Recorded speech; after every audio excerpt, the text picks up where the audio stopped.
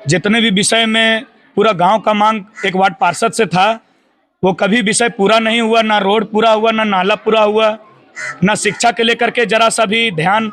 जड़ को लेकर के भी कोई जो नींव जो होना चाहिए बच्चा का जड़,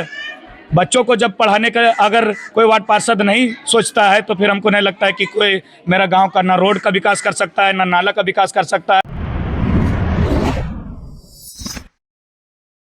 हमारे साथ अंशु यादव मौजूद है, सीधा उनसे ही जुड़ते हैं और सारे विषयों पर चर्चा करते हैं। अंशु, क्या लगता है, आप इस बार चुनाव मैदान में उतरे हैं, युवा भी है, तो क्या आपको लगता है कि 20 नंबर के वार्ड में क्या कुछ कमियां हैं जिनका ये सबसे पहले मैं आपको बता देना चाहता हूं कि ये 20 नंबर का वार्ड नहीं, ये 20 नंबर गली है। ये पूरा वार्ड नंबर 23 पड़ता है और 23 से हम खड़ा हो रहे हैं। पहली बार 23 में सबसे ज़्यादा बहुसंख्यक अगर कहीं पर संख्या है पूरा वार्ड नंबर 23 में तो अकेला 20 नंबर गली में ही है। और 20 नंबर गली में से बहुत सारे व्यक्ति ऐसे खड़े हुए जिनको 20 नंबर नहीं चाहा, लेकिन पहली बार 20 नंबर के लोग हमको चाहे हैं और हमसे उम्मीद लगाए हैं कि नहीं, अब अंशु ही कुछ कर सकता है। जितने भी विषय में पूरा गांव का मांग एक वार्ड पार्षद से था, वो कभी विषय पूरा नहीं हुआ। ना रोड पूरा हुआ, ना नाला पूरा हुआ, ना शिक्षा के लेकर के जरा सा भी ध्यान, जड़ को लेकर के भी कोई जो नींव जो होना चाहिए बच्चा का जड़, बच्चों को जब पढ़ाने का अगर कोई वार्ड पार्षद नहीं सोचता है तो फिर हमको नहीं लगता है कि कोई मेरा गांव का ना रोड का विकास कर सकता है, ना नाला का विकास कर सकता है, ना पानी का विकास कर सकता है। पानी के लिए अभी भी मेरे गांव के लोग बाहर जाते हैं, दूसरे के जगह जाते हैं। चाहे एक ही बोरिंग लगा हुआ है तो अगर 12 बजे लाइन आया तो 12 बजे मेरी गाँव की महिला निकलती है एक एक करके कि हम स्विच देंगे तब दूसरा घर का दूसरा घर का जो है नल चलेगा, और अगर वो काटेगा तो फिर तीसरा घर का नल चलेगा। ऐसा पानी का भी दिक्कत है, शिक्षा का भी दिक्कत है, रोड नाला सबसे ज्यादा अगर किसी को दिक्कत हुआ है तो रोड नाला पानी और बिजली से। बिजली का तो अभी समझ लिए कि अब लगभग ना के ही बराबर रह गया है, लेकिन जो मूल जो बात रहता है शिक्षा,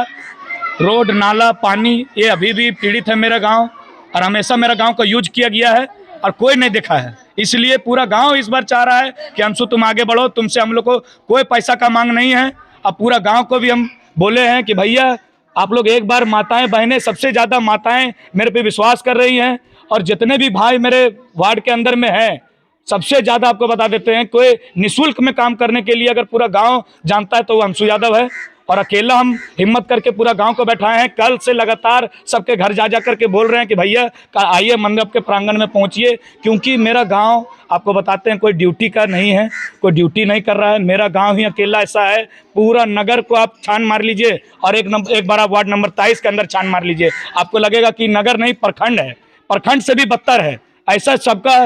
माने घर है, ऐसा समझ लीजिए कि सबका सिचुएशन ऐसा बन गया कि कोई हिम्मत नहीं करना चाहता, कोई आगे बढ़े। कोई गरीब अगर कुछ बोलना चाहता है तो सोचता है कि साला हम गरीब हैं, हमारे पास पैसा नहीं है, मेरे लिए बोलेगा कौन। तो सबके अंदर में एक उम्मीद जग गया है। और इस बार वार्ड नंबर 23 नंबर की अगर जैसे हम बात करें तो पहले जो जनप्रतिनिधि यहाँ पर है, जो मौजूद है, उनके कार्यकाल की बात की जाए तो क्या कहना चाहते हैं? उनका कार्यकाल बस ऐसा समझ लीजिए कि कटोरा लेकर के आए थे 20 नंबर।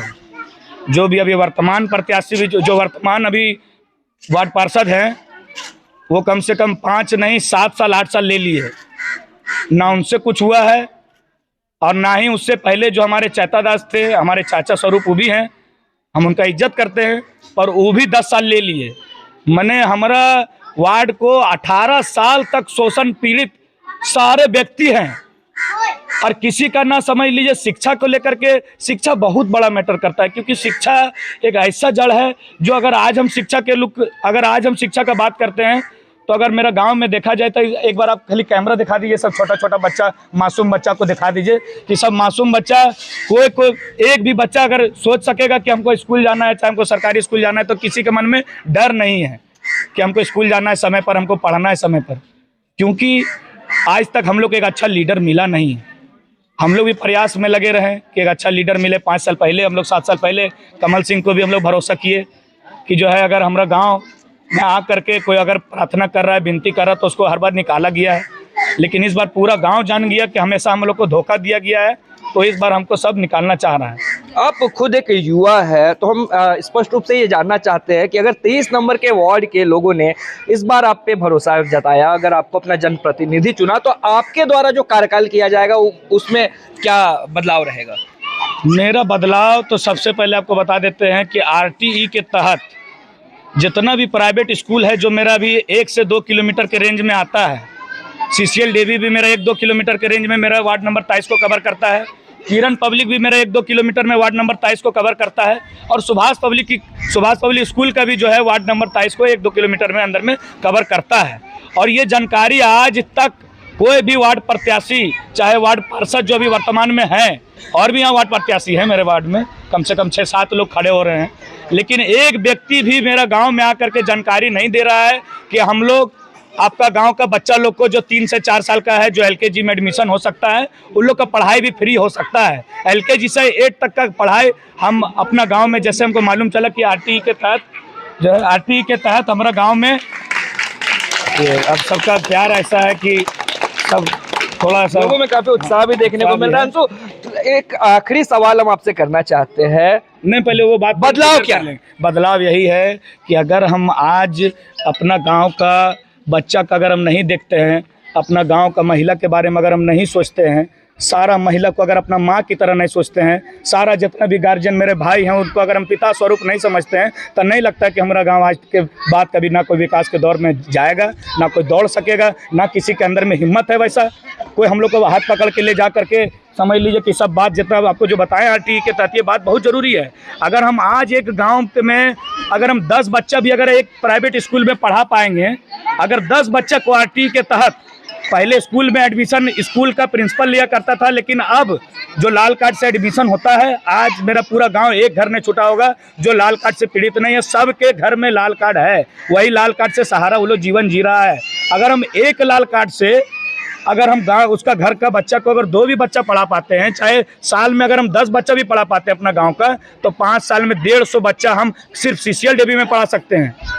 उसको पढ़ाना पड़ेगा, उसका मेरा गांव का हक उसको देना पड़ेगा, और वो अगर CCL देवी ने देता है तो अब DC अब एडमिशन कराने लगा है।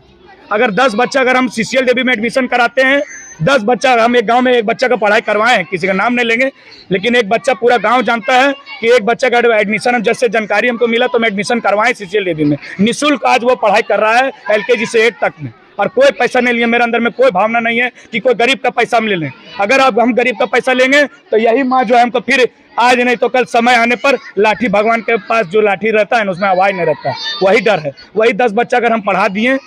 तो इतना तय है कि 150 घर का बच्चा मेरा गांव का सिर्फ पढ़ लेगा, और मेरा वार्ड नंबर 23 जहां तक पड़ता है उधर, चाहे मैंने मोहली चुआ में आप जाइएगा तो मेन रोड से जरा सा हटिएगा तो आपको लगेगा कि साला एकदम प्रखंड से भी बदतर, अभी भी वहाँ खपड़ा के घर है। वहाँ का बाल बच्चा लोग को अगर हम पढ़ा देंगे तो 150 घर का बच्चा 5 साल में CCL देवी में पढ़ लेगा, 150 घर का बच्चा 5 साल में किरण पब्लिक में पढ़ लेगा, और 150 घर का बच्चा 5 साल में सुभाष पब्लिक स्कूल में ही पढ़ लेगा।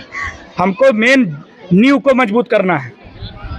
चलिए, तो बहुत बहुत धन्यवाद। देखिए, हमारे साथ मौजूद थे वार्ड नंबर 23 से एक उभरते सितारा हम कह सकते हैं, क्योंकि युवा है अंशु यादव, खुद इस बार वो वार्ड के इस चुनाव मैदान में उतरे हैं। और जैसा कि उन्होंने बताया कि जो मूलभूत जो समस्याएं होती है एक शहर में, एक वार्ड में, उन समस्याओं को लेकर, उन समस्याओं को सुनकर, लोगों की तकलीफों को सुनकर इस बार अंशु चुनाव मैदान में उतरे हैं। अंशु बता दें कि खुद एक युवा है, DAV के स्टूडेंट भी रहे हैं, और छात्र नेता भी यहाँ पर हम कह सकते हैं कि वो एक यूनियन के नेता भी रहे हैं। तो बहरहाल 23 नंबर वार्ड से इस बार जो सरगर्मी है वो और आपको तेज देखने को मिलेगी। बता दें कि कोलिया निवासी अंशु यादव इस बार खुद चुनाव मैदान में। बहरहाल आज के लिए बस इतना ही, मिलता है किसी और मुद्दे, किसी और खबर के साथ अपने सहयोगी अमन के साथ। द जोहार के लिए मैं केशव तिवारी।